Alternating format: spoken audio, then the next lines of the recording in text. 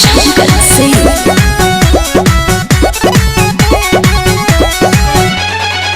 कानूनी गजुर मजुर फोनवे में बोलता डरता करे जाई मान हमर डोलता।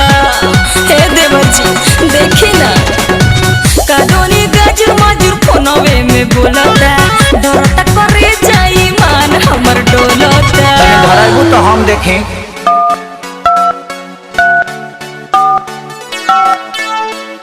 बिना ताम ते धर से भरी नत नितली भैंस दुही त सेंटाइडर लगाते दुही बिना दाबी लगाते धर से भरी मत नितनी थोथुन मत न तो उठा ले दाई जो भी धराई तभी लागे दादा हो सब पीटोन में धइले बे।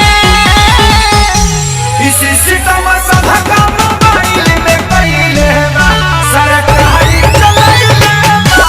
इसी सितम सब काम मोबाइल में कइले बा सरकारी चलाइले बा।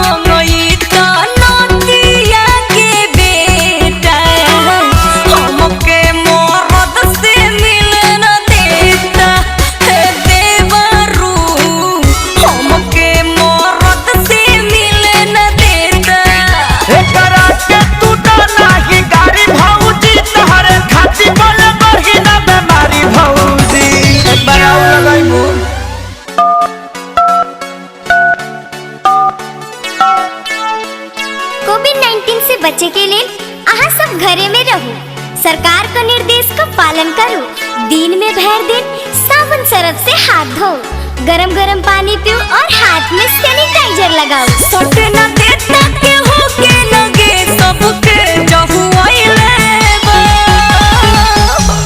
इसी सितम सब काम मोबाइल में कइले बा सरकारी चलाइले बा। इसी सितम सब काम मोबाइल में कइले बा सरकारी चलाइले बा।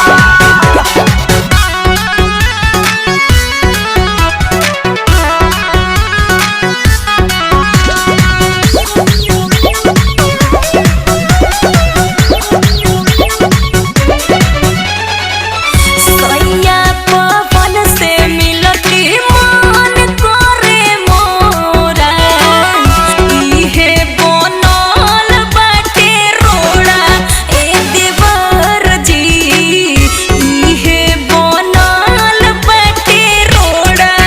कहतानी जनरेशन कर थोड़ा भौजी भैया आ जाई है धाली हमरा भौजी। लास्ट पर आउ लगाओ तो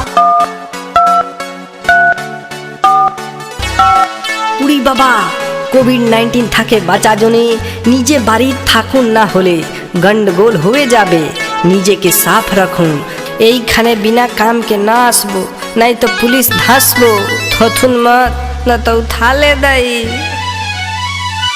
एही से लागे कनक सरिया तो बज गइले बा। इसी सितम सब